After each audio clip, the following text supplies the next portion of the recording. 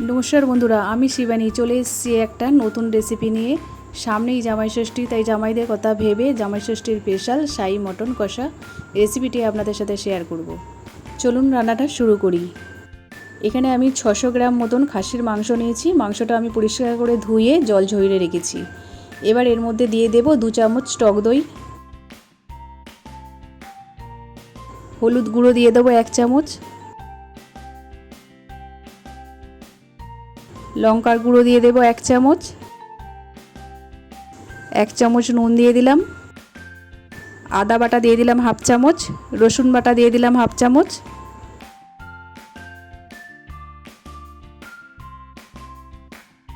এবার আমি এটা ভালো করে মেখে নেব।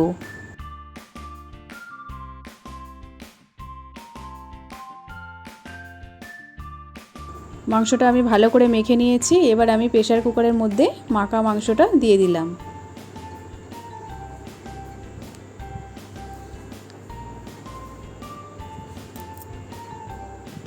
মেখে রাখা মটনটা আমি প্রেসার কুকারের মধ্যে দিয়ে দিলাম।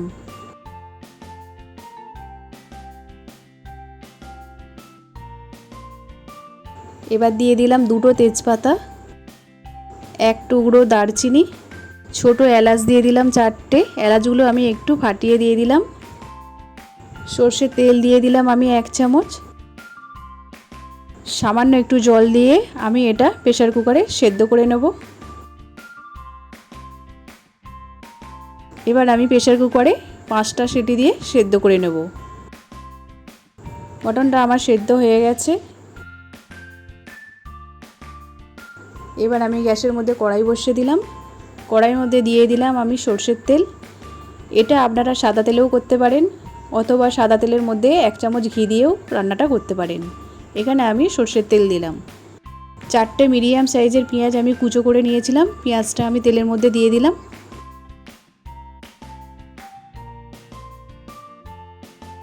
পেঁয়াজের মধ্যে সামান্য একটু নুন দিয়ে দিলাম, তাহলে পেঁয়াজটা নরম হয়ে আসবে আর খুব তাড়াতাড়ি ভাজা হয়ে যাবে।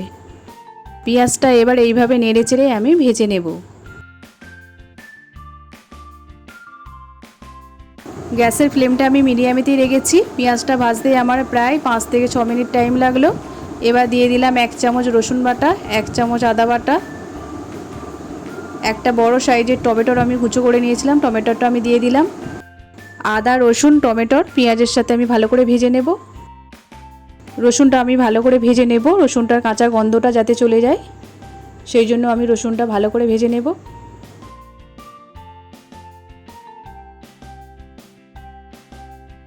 টমেটোটা তেলের মধ্যেই গলে গেছে। খুন্তি করে একটু ভেঙে পেঁয়াজের সাথে ভালো করে মিশিয়ে নেব।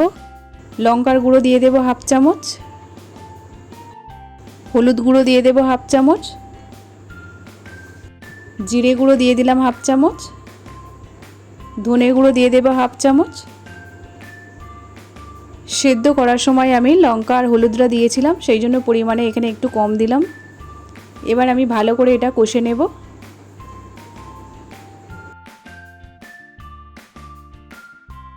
সামান্য একটু জল দিয়ে দিলাম যাতে মশলাটা নিচে বসে না যায়। এবার ভালো করে মশলাটা কষে নেব।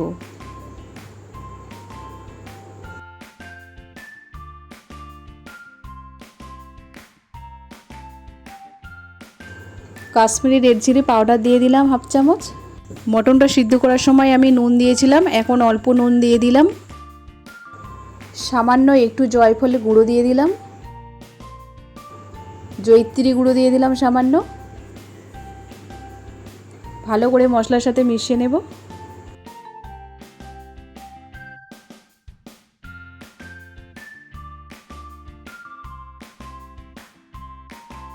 মশলাটা আমার খুব ভালো করে কষা হয়ে গেছে। এবার দিয়ে দিলাম সেদ্ধ করা মটন।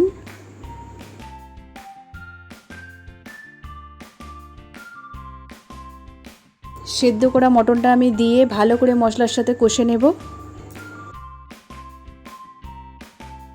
মটনটা আমি এইভাবে নেড়েচেড়ে ভালো করে কষে নেব।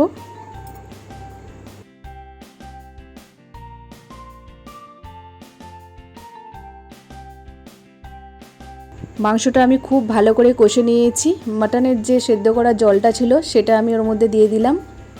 আর কোনো জল এখানে আমি আর দেব না। এবার ভালো করে মটনটা নেড়ে চেড়ে নেব।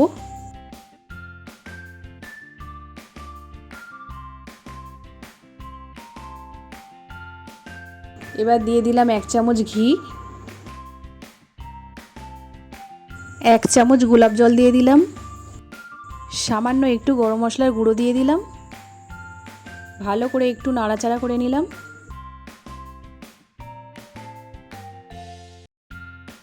গ্যাসের ফ্লেমটা মিডিয়ামেতে রেখে 10 মিনিটের জন্য আমি চাপা দেব। 10 মিনিট পর ঢাকনাটা খুলে আমি দেখে নেব। সাই মটন কষা আমার একদম রেডি হয়ে গেছে। এবার আমি গ্যাসটা অফ করে দেব। ভিডিওটি ভালো লাগলে রেসিপিটা আপনারা বাড়িতে বানিয়ে খেয়ে দেখবেন আর কেমন লাগলো আমাকে জানাবেন।